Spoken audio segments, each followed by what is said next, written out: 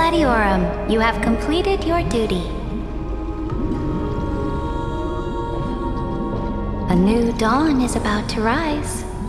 Why not swim towards it?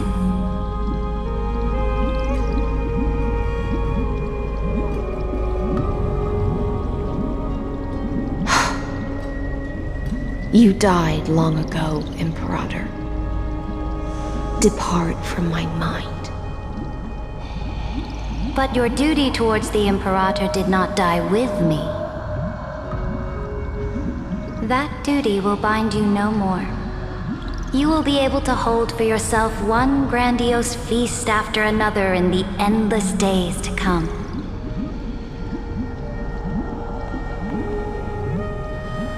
So go. Go and swim towards that ocean beyond the sky with the Deliverer.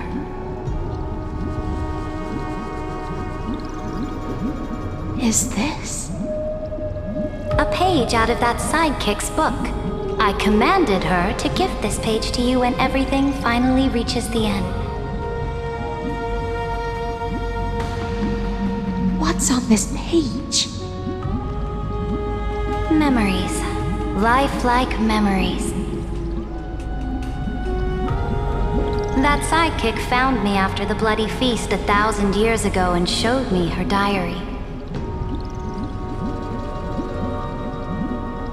I saw within that notebook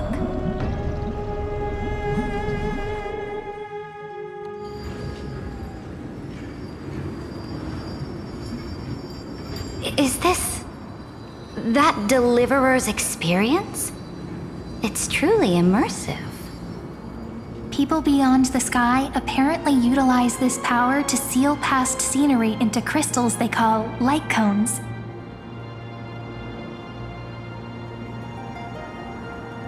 But I only know so much about the remembrance, so I can't completely replicate the past. But I'll do my best to talk about the missing parts. I'm all ears. Go on then. Do your best. But if your chatter gets too boring, or if I deem it offensive, then law will become forever beyond your reach. Got it. I'm sure you'll find this to your liking. After all, it's human nature to want to embark on a journey into the unknown.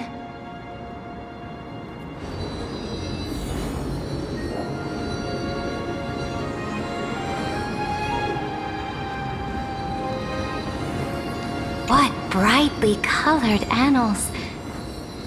The journey of the Deliverer's conquest. Let me partake in it. Is this a fortress in the sky? This is the first step of my friend's journey among the starry seas. This place is called the Herta Space Station. Just think of it as a supersized grove of Epiphany. Oh, so it's the territory of that witch. She and another Antikytherian lent me a helping hand back at the banquet. Look, over there! Looks like he's talking to Madame Herta in his memory. Let's go listen to what she thinks about this world, all constructed by eons and paths.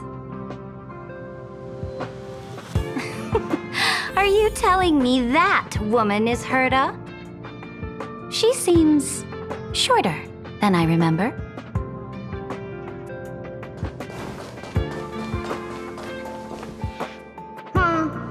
Pretty nice space station, huh? But just wait. After a couple more stops on the Astral Express, you'll see sights that'll make this place look ordinary. Oh, the cosmos is so vast that the unknowns far outnumber the knowns. But none of them will end up being anything amazing. The farther you go, the more you'll understand what I mean. So do your best with the nameless. Break a leg! And remember to send an update or two to Asta when you've got some downtime.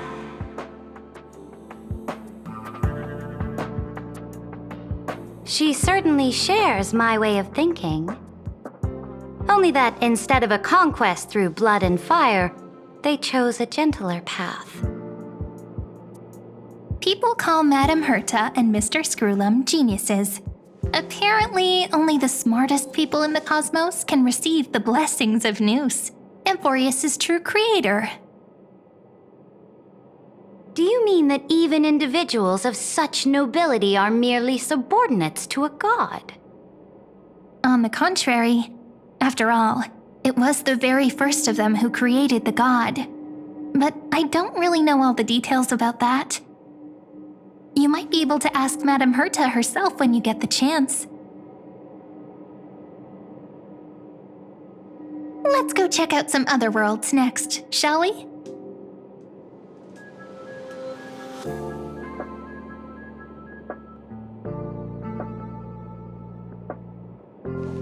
This next stop on the journey has a lot of similarities to Amphorius. A snow-covered land? Interesting. This star is named Eurillo 6. That name sounds so cold. Belobog sounds better. The girl we see here holds a similar station to you, Imperator. She's the supreme guardian of this world, a leader who took up the mantle of government during a disaster. I did not expect the Empress of this world to be so young. Well, your appearance isn't much older. The object in the distance resembles Nikador. Is it a weapon? No, it's called... Right! It's all thanks to you that we survived the crisis. The collaboration with the IPC is both an opportunity and a challenge. Nonetheless, it's an important step in our journey back into the universe. This world was sealed beneath its sky just like Amphorius was, and they only managed to reconnect with the stars when the Nameless arrived. That IPC she spoke of, is it a more powerful organization? Yes, the IPC conquered many worlds through trade and opened up a vast territory that way. There are many such powerful alliances beyond Amphorius, and they all walk on roads different from the destruction. Coming back to the Supreme Guardian and her Belobog, didn't they find a peaceful way to enter the interstellar community? That cannot be true. That IPC would never have grown so big on trade alone. It may pretend to be a wealthy merchant with clean hands, but I am willing to bet that it grew fat on gory oppression and bloodshed. Its path of conquest must have had no mercy for the weak and would have destroyed them if needed. Are you telling me that this snowland never thought about tossing its dignity to the wind and kneeling to the IPC? I will not believe it. I will never allow the Imperator's empire to be sullied by others. Amphorius must become a power so strong that no interstellar foreigner would dare to look down upon us. Imperator, Belobog isn't as weak as you imagine. Listen. I indeed hesitated. But now I understand what we must do. Belobog must learn how to walk on her own until she no longer needs the support of others and can stand on her 2 feet among the stars. Even if I may not live to see it, I believe such a day will surely come. They still have their dignity intact. One day, that hope will melt through the ice and help them into a prosperous tomorrow. But the order of the cosmos is already set in stone. The old laws decree that only the strong survive, binding the weak in an unbroken chain until they wither and turn to dust. Unless they embrace the power of the destruction. Amphorius must shatter the old law and become the new order among the stars. Speaking of the Order, another one of my friend's companions may be able to enlighten you further on that. Let's go to the next page.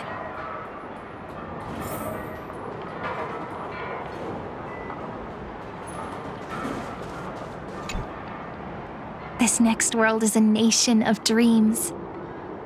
The first time I heard about that place, I didn't even know what to think.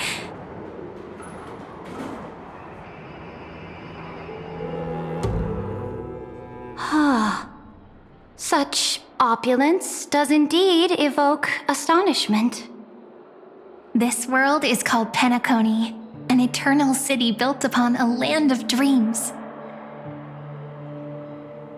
It's also my friend's previous stop, where they went through a risky but exciting adventure. Tell me about it then. That man standing afar has wings on his head. I am truly curious.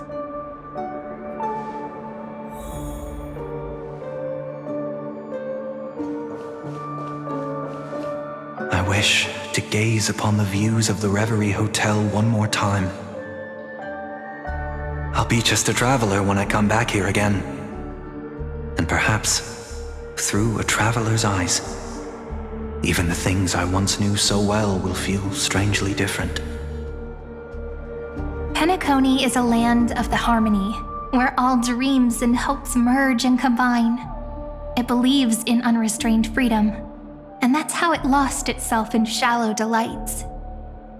Then, this young man before you chose to rewrite its laws, using the power of the Order, hoping to shape a dream-bound paradise of perfect happiness. Yet, the paradise of my dreams remains far away. Perhaps a brief journey with the Nameless can show me more possibilities in my search for paradise. As for what Penacony should look like, it'll be up to her. No, up to their trailblazing now. It sounds like this ideal kingdom is no more. That's right. The people chose to wake up at the end. You can't see tomorrow when drowning in sweet dreams. This individual's law acknowledged only gods and constructs, leaving no space for humanity. And yet, the fact that he could accept defeat and resume his journey shows a rare self-awareness and clarity of mind. You are also very self-aware, Imperator. Then you must know that the world promised by the destruction also has no place for humanity.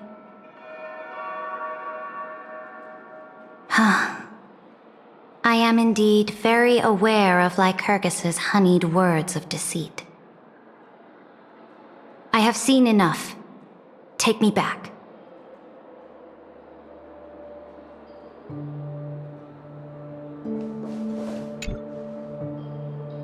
Then let's wrap up this trip down memory lane with one last scene.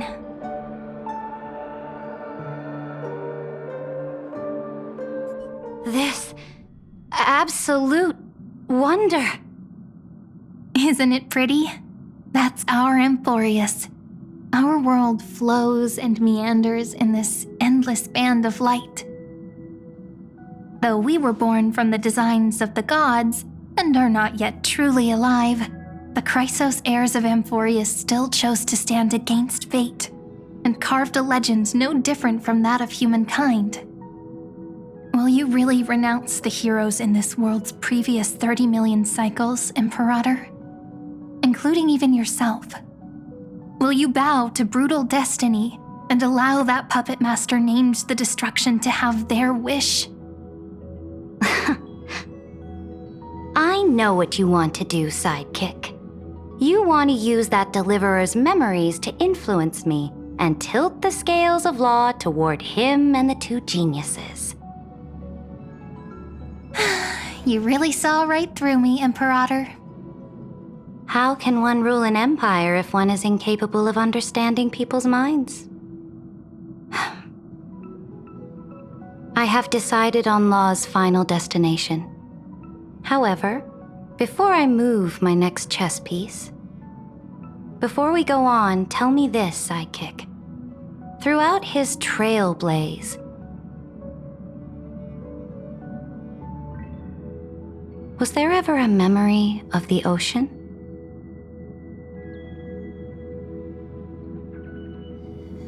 The ocean. My cradle. My home. You shall complete your conquest in the ocean at the boundaries of this world, and eternally slumber in the sound of tides. You shall eternally slumber in the sound of tides, and complete your conquest in the ocean at the boundaries of this world.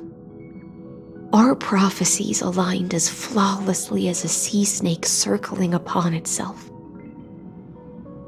An elegant loop, like a joyful hymn, like the circulating ocean current, like our two fates, like Amphorius itself.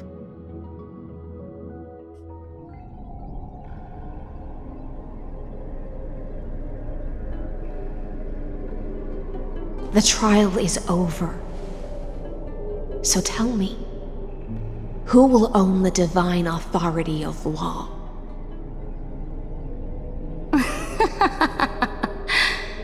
I won't give it to anyone.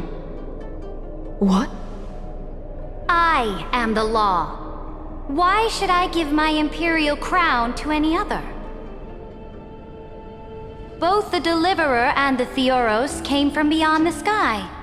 They have no right to interfere with the lands I conquered with my own two hands. The law of Amphorius shall be determined by Amphorius's master. What exactly did you see in the trial? Everything. I saw everything regarding the rules of this world's operation. I saw the laws of extrapolation that Theoros spoke of. I saw the ultimate protocol. As long as I offer a sacrifice of equal weight, I can rewrite the laws of this world according to my will. I can turn good into evil, ugliness into beauty, and weakness into strength. Fate gave me a very fair deal. One rule change for the life of one demigod.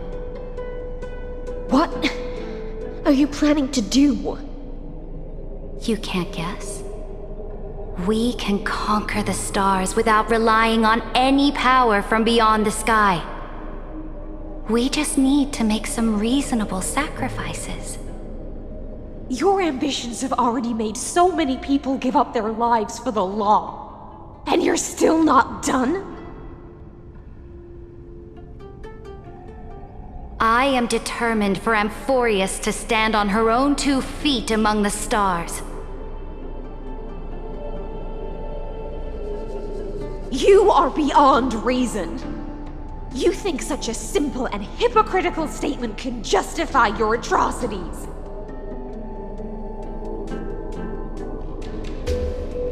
There's no new without destroying the old. That's what you consider an atrocity? Ironic, for that is also the unchanging law of Amphorius's revolutions. Ever since the Flame Chase prophecy resounded in the distance, fate has decreed for the Chrysos heirs to ignite our blood and illuminate this dark age. People would still be puppets of the old dynasty if it weren't for my conquests. But your world doesn't seem to be any different from your predecessors. Bloodshed, tyranny, oppression. You're making the same mistakes they did. Go and see everything for yourself. Go to any library I've built. Go listen to the rumors on every street corner. Go and witness how the Imperator crushed the old laws and forged new ones. Go and see what my conquests brought to this world.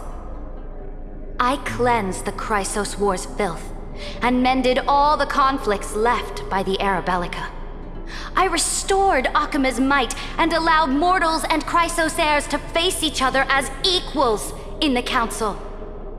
I punished all sins and rewarded all achievements.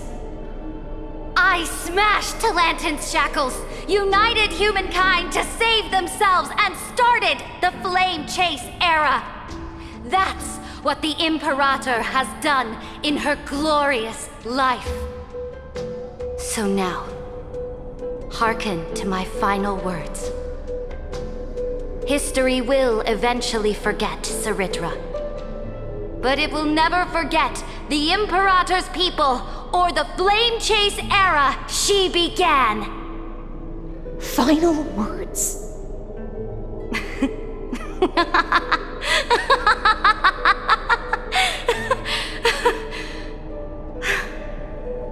Amphorius is about to be destroyed.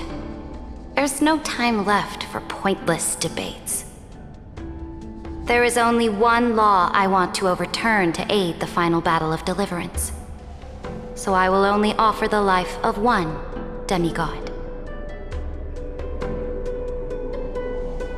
In the name of the Imperator, I command you one last time, Electra. Either sacrifice yourself for conquest, or pierce this tyrant's chest with your sword. Thus, the Imperator concluded her final speech. At the end of her life, at the last moment before she stepped onto the altar, she gave her most loyal subject the choice to decide fate, just as she promised her compatriots before her very first campaign. My blood flows in you now. Heroic compatriots, follow me, and we'll seize fate's reins! The Imperator fell. Some say that the Dux Gladiorum turned traitor and killed her liege. Some say that she imprisoned the tyrant in a shallow pond of water, then left. Which meant the Imperator had to kill herself to rewrite the law. There are countless stories about her death. All we can be sure of is when the knight left the vortex, the Imperator was still mumbling about their past conquests together. The beginning and the end of her existence. Imperator, wait! How could someone of your status come to the front lines? Let me be the flag bearer! The troops defending the pass to the west of the grove, have they surrendered? They ran as quickly as they could when they heard your name. The Golden Cocoon Pass is now in the First Legion's hands. Good.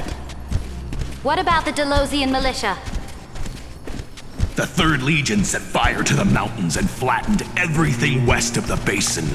They just need a few more days. That is enough. We cannot afford to miss an opportunity for victory.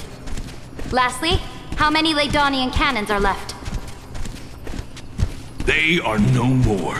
The Second and Fourth Legions have destroyed them all. Very good. They now have no way out, no reinforcements, and no artillery support. We will be able to liberate the Grove of Epiphany in the blink of an eye. We will launch the final charge 1 quint after the curtain fall hour tomorrow. Remember, as long as the Alliance's flag still flies on my shoulders, you must keep moving forward. Take no prisoners among the enemy's soldiers. All sages who resist are to be captured and tried according to martial law. And do not destroy any books. Now go! Notify the entire army. Understood! Those who are resolved to die, we salute you. Reporting in. The mountain dwellers are resisting fiercely, and the legendary Mountain Breaker has personally engaged in battle. Their formations are nigh impenetrable.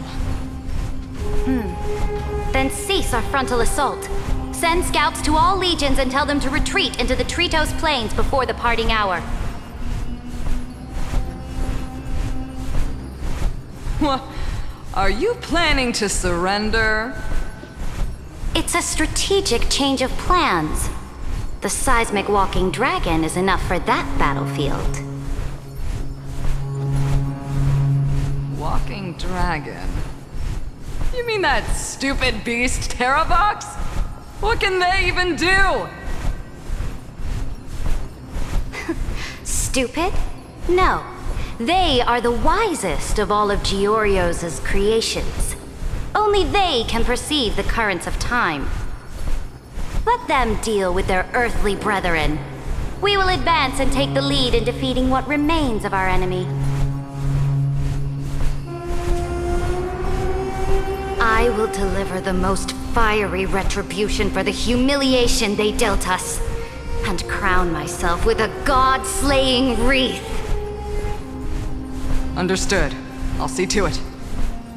Those who are resolved to die, we salute you. The Temple of the Three Fates sent a letter, Imperator. They refused to surrender, and said this letter is their last warning to us.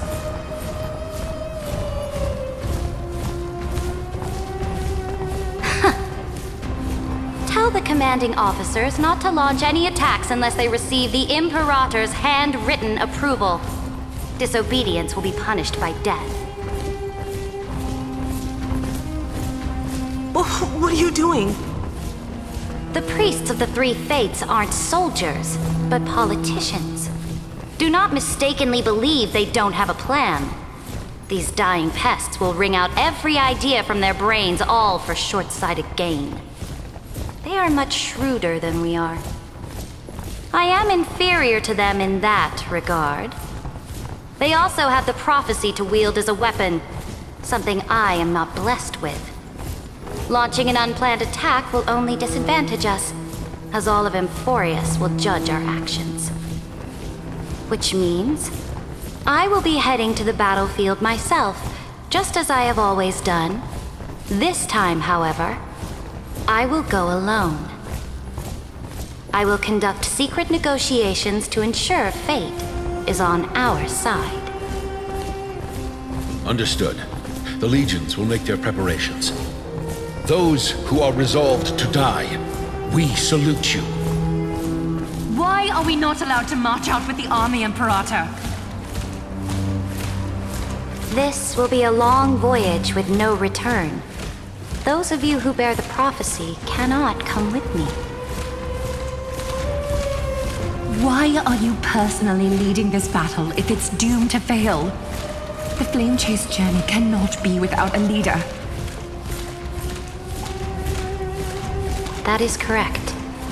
The Empire will be without a head when the Imperator falls. But remember, as long as you seize the right opportunities, even a chaotic game will remain winnable. My departure will create a long staircase for you. You will understand what I mean when news of my death reaches your ears. Saridra, is our journey about to be over? Destroy the old laws and forge new ones. My conquest has reached its limits within the borders of Amphorius. Since the prophecy already decreed that the Imperator would never conquer the stars as she wished, I will bow out here and try no more. More Chrysos heirs bearing divine authority will be born, and many more heroes will arise. Will they demand peace or war? Will they resist tyranny or become the next Imperator? I do not care.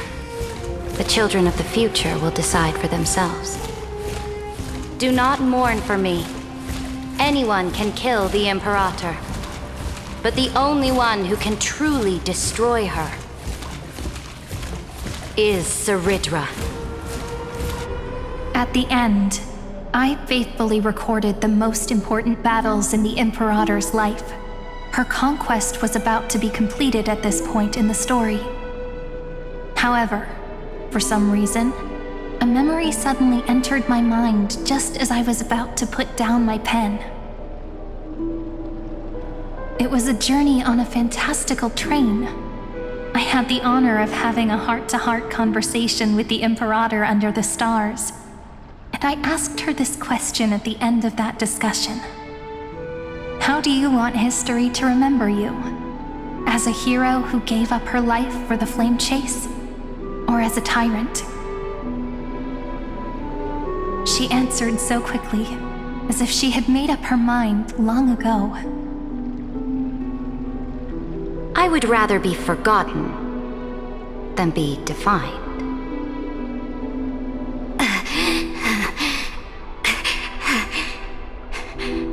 Because the law can be neither eternal nor unchallenged. And only humanity can pen laws into history's pages.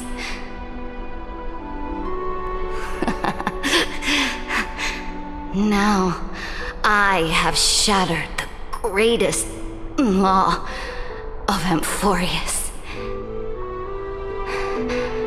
The game is nearing its end. Dux Gladiorum.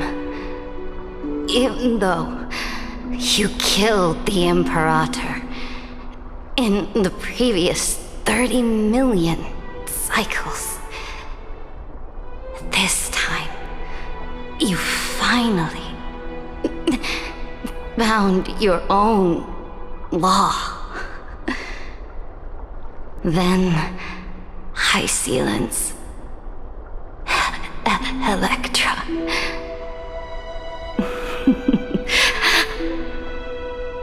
I will ask someone to deliver the prophecy's ocean at the boundaries of this world to you.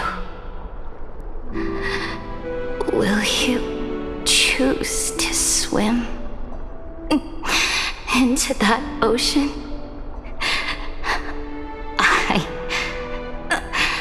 do not care. Do not care.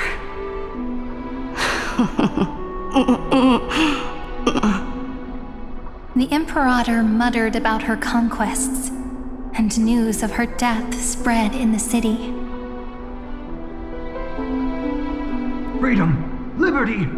The tyrant is dead! Go! Shout this news in the streets! My people, my fellow elders, do not panic. Stand your ground. That usurper has paid for her ambition with her life. People once cheered for my ascension.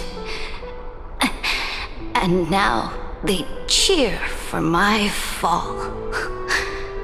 No matter. I am fond of applause.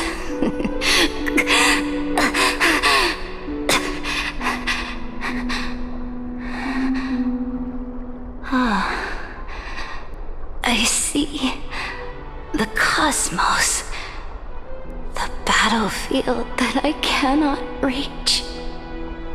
I will return in the next cycle. The stars will hear my legion's war drums, hear the great name of the Imperator. Hear Amphorius's Serid.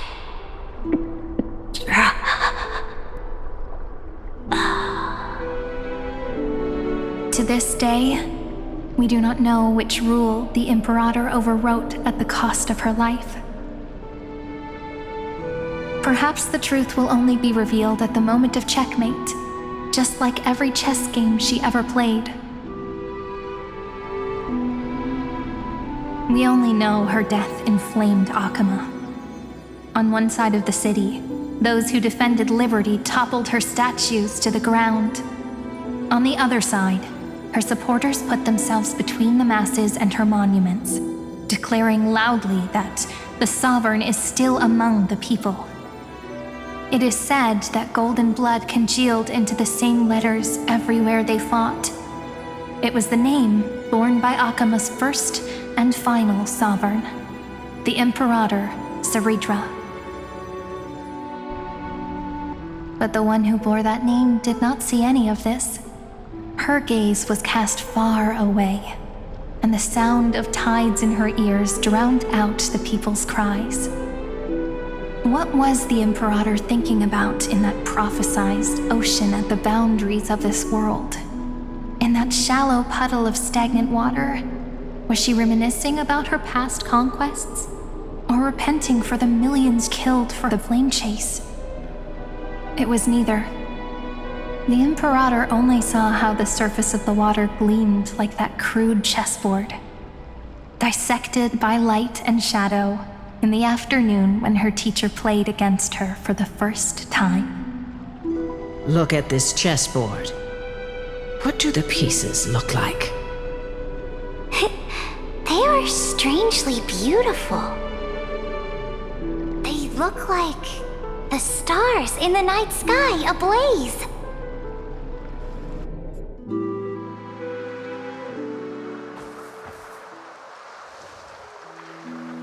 From that page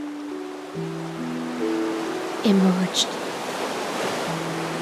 an ocean so vast, so pure, not a single trace of corruption. Is this Saridra? Electra, my subject. Ever since you walked out of the tainted ocean and pledged yourself to me, I have seen the abyss in your eyes and the emptiness in your heart. That was why I promised you a new ocean, where the Imperator's ambitions would serve as the currents, and loyalty would be its light. Electra, my subject. You have done your duty as my blade. The prophecy has now made its final decree on the road I intend to walk. My conquest is doomed to never reach the stars. But the Imperator never makes empty promises. So take this memory, this ocean, beyond the sky, as witnessed by the Deliverer. This is the final gift that the Imperator can leave for her subject.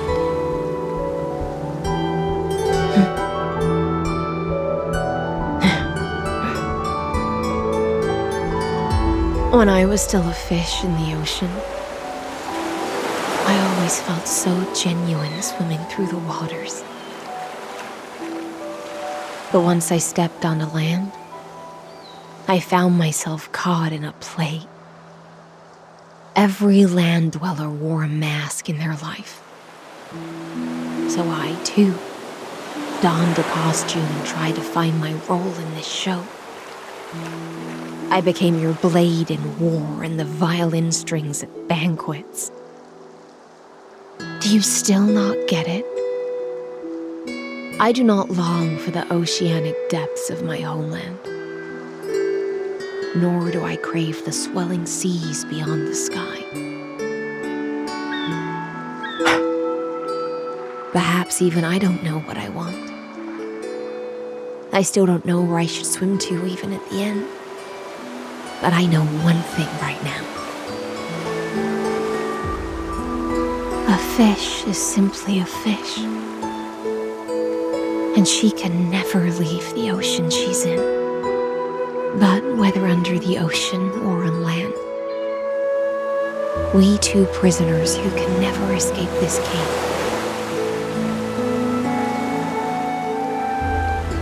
can still look outside the cave and see the stars. I have to admit, the 12-factor simulation of life in this experiment has far exceeded my expectations. Make your choice then, Senior Society member. Do you want to keep walking down the wrong path and be remembered for your incorrect conclusions? Or do you want to return to the audience's seat and give yourself, Amphorius, and the entire cosmos a more fitting end? I must refuse. A dead man never fears death. Did I not make myself clear? Have you forgotten about our dear Lord of Silence? You wouldn't want her to consider your 8 other clones as cancers within the erudition and chop them all up, would you?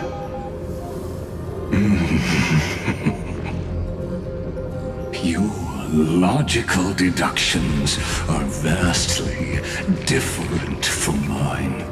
Therefore, allow me to provide one more academic recommendation. Listen, my peers. Why don't you look beyond this world? Just as the Chrysos heirs did. Re-evaluate your calculations and take into account all enemies in the upcoming war among the eons.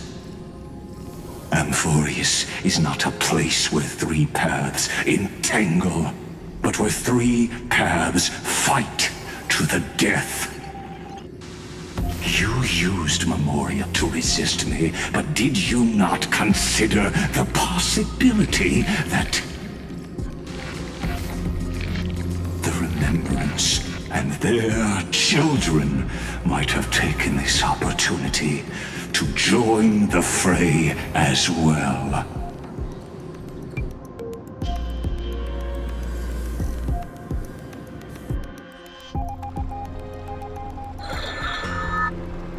Oh, so this isn't just silence.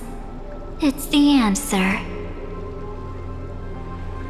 What was the last thing he said to you before you parted the waters at the Scale Gorge waterscape? A tricky question, but one with a simple answer. He didn't say anything back then, right?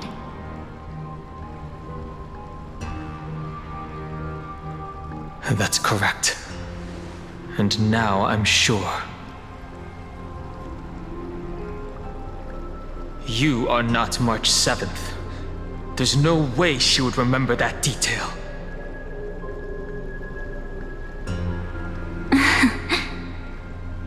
I'll only warn you once.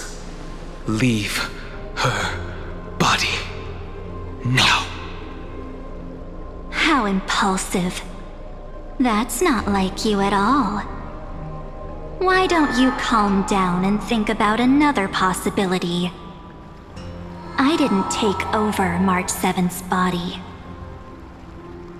Rather, it's March 7th who regained my memories.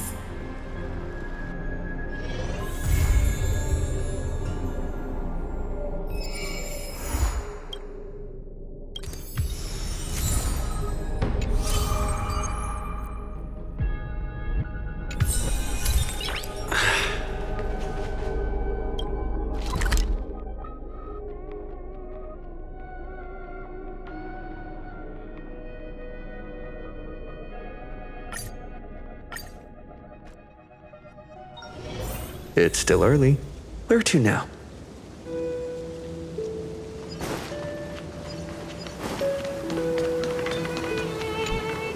No matter how many times I look, it's still so beautiful. Ah, it's good to see you. Come take a look. Want to see the treasure of Ides Elysiae?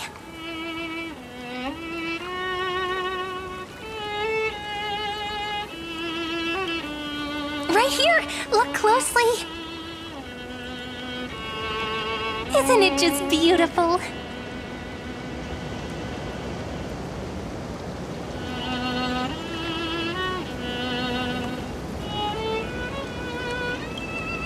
Ah, that's right! You get it too, don't you? Sometimes you just feel so radiant, you can't help but stop in front of a mirror. All right. I wasn't kidding, though. The treasure is right here. This little lake, My own little world. Can I ask, do you like being by yourself? I do. Just staring at the lake by myself, gently swaying on the swing. My mind drifts far away, and by the time it comes back, I've already fallen asleep. Here in this village shrouded by the veil of Ebernite, dreams give wings to imagination. Children who grow up in Ides Elysiae are born poets at heart.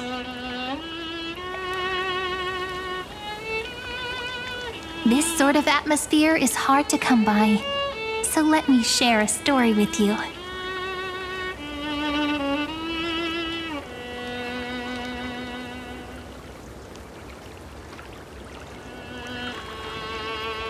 Wonderful. You're so patient. Stories only shine when they have a listener like you. According to legend, within the hidden depths of Ides Elysiae live a group of playful little fairies. The fairies, though hidden away from the world, dreamed of living like humans. They tried to hold a grand banquet, just as the villagers would. But one thing was missing, the most important person. They waited and waited, and then one day, footsteps echoed from the secret entrance. The fairies all pricked up their ears in excitement. Would you say the hero of our little story has their ears pricked up right now?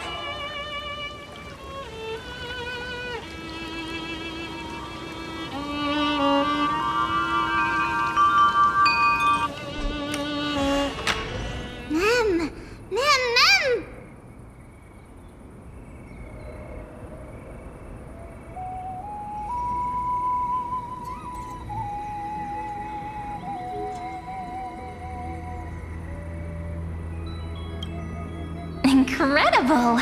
The hero has uncovered the essence of the world, and even spoken a line that's truly beyond expectation.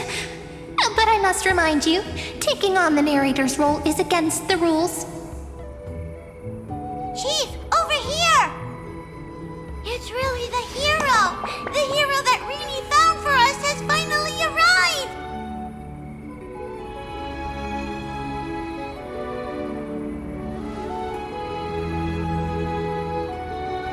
Oh, welcome, dear guest.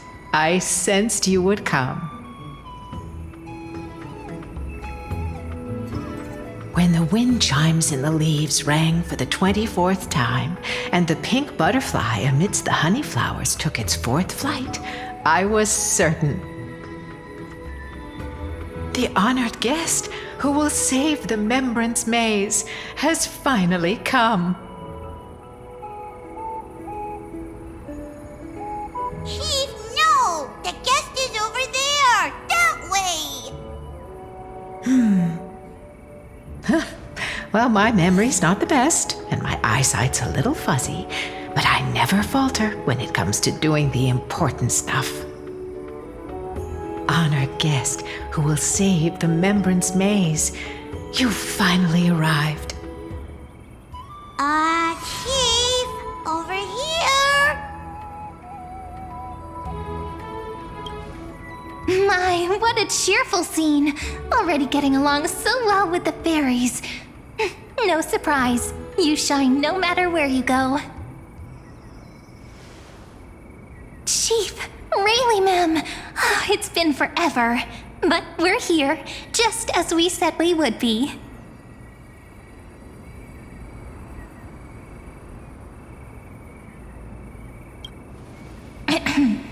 This is one of the characters in the story. An ordinary girl born in Ides Elysiae. She just so happens to have the same name as me, and is every bit as pure and adorable. Cut me some slack. Making up a story on the spot is really hard. But I promise I'll make it up to you. I'll make your scenes as vivid and dramatic as possible. It's only proper that I explain. Once more, I thank each and every honored guest. Thank you so much for coming to Membrance Maze to help the fairies rebuild our long-abandoned restaurant. We want tasty, scrumptious but we don't know how to cook. Heroes, we're begging you. The fairies are starving. And when they're hungry, they just want to destroy the world. Please help us. Save the Membrance Maze.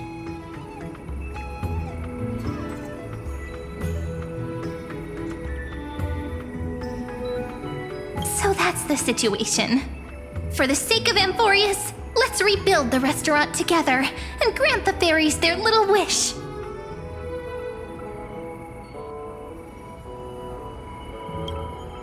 Oh, at last! Oh, at long last!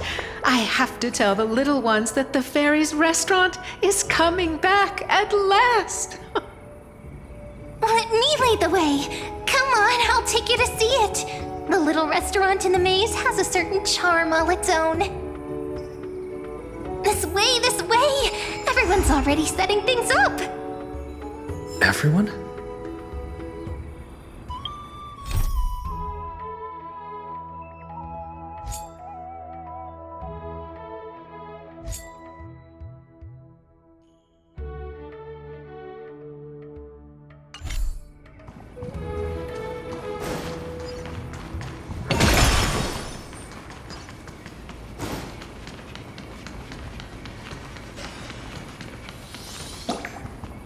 Managing this place is bound to be full of endless, trivial responsibilities. Do you really intend to personally shoulder the leadership role? I already accepted the invitation and arrived in the fairy's home, so it's only right that I personally see to things. Otherwise, by avoiding my duties, wouldn't I be merely posing as Imperator?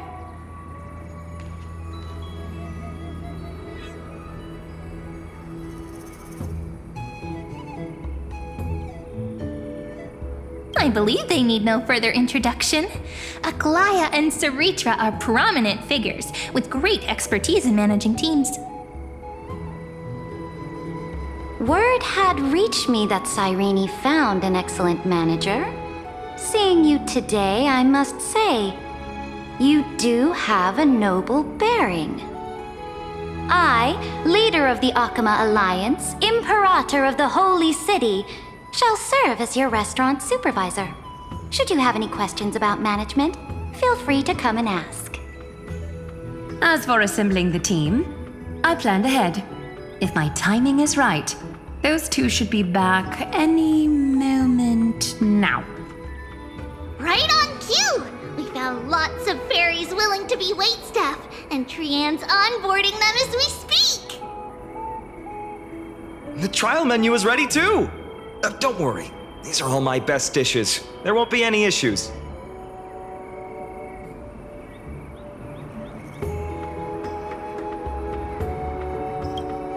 Tribi, Trinan, Trian, responsible for our delivery service, and also great mentors for the team. And of course, Finan, our good friend who insists he's a fantastic cook. He's acting as the restaurant's provisional head chef. Think I can only rustle up provisions? No way, I make proper, serious dishes. If you don't believe me, I'll show you what I can do, right here. The fairy waitstaff are all itching to start! No point in delaying! Time to test the results of everyone's training! Oh, things are going even smoother than I expected. Since everyone's ready. All right, let's start the first day of operations. It's all up to you now, manager.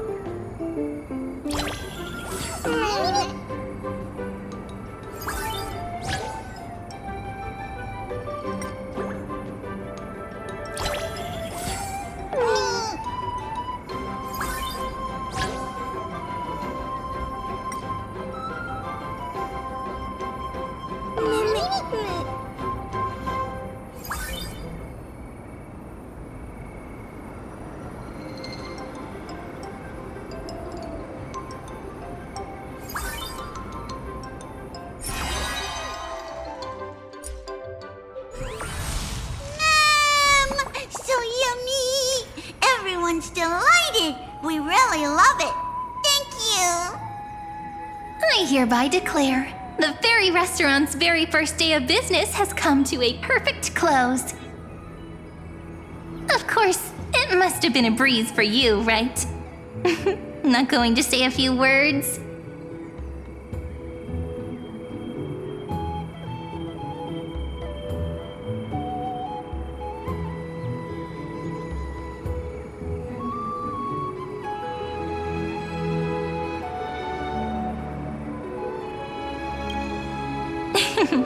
So formal. Perhaps you might just have some leadership potential. However, if we want to offer the fairies a wider variety of dishes, our current range of ingredients is still quite lacking.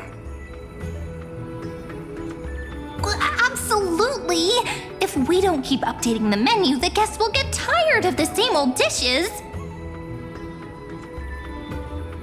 Oh, that won't be a problem.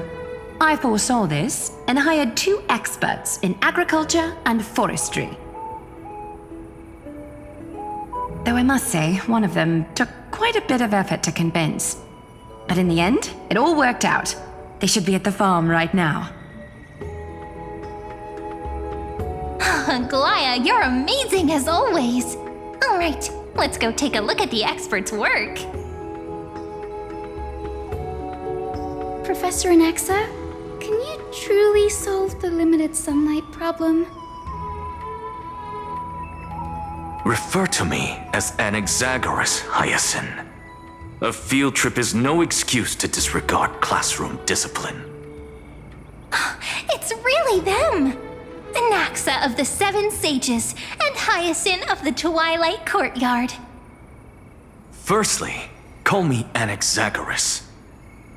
Secondly, I have no interest in feeding small creatures. My assistant will take care of trivial chores. Don't let the professor's cold demeanor fool you.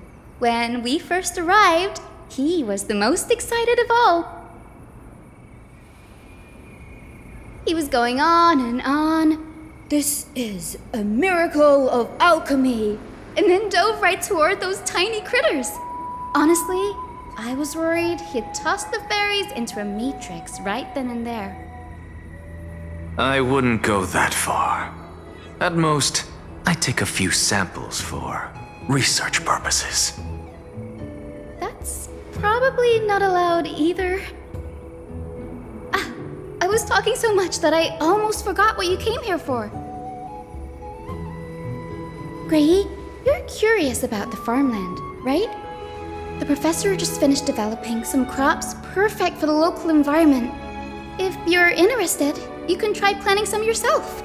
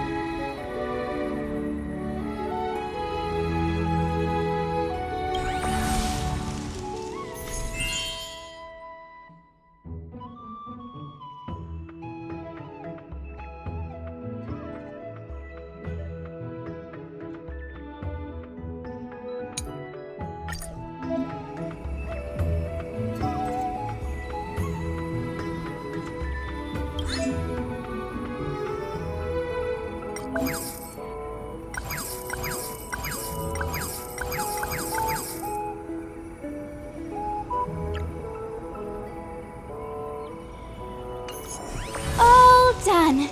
Now we just wait a day and the field will be full of ripe crops. Don't forget to harvest on time.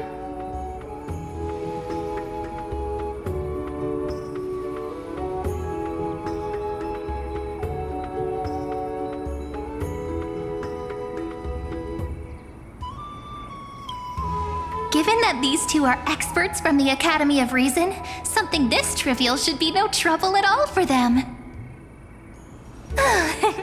Ever since we arrived in the maze, it's been one thing after another. I'm feeling a little worn out. I'm starting to feel sleepy too.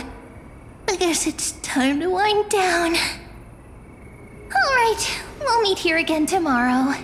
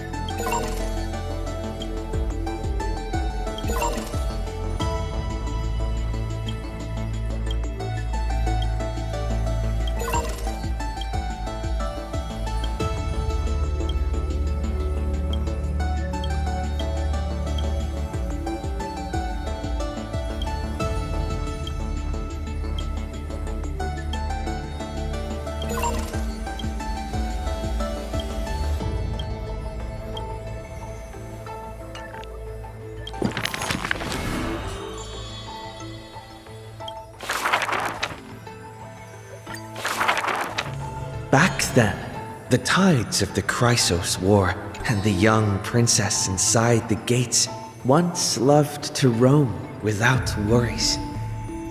She snuck into forbidden grounds while the servants were away, but was shocked by what she saw on that day.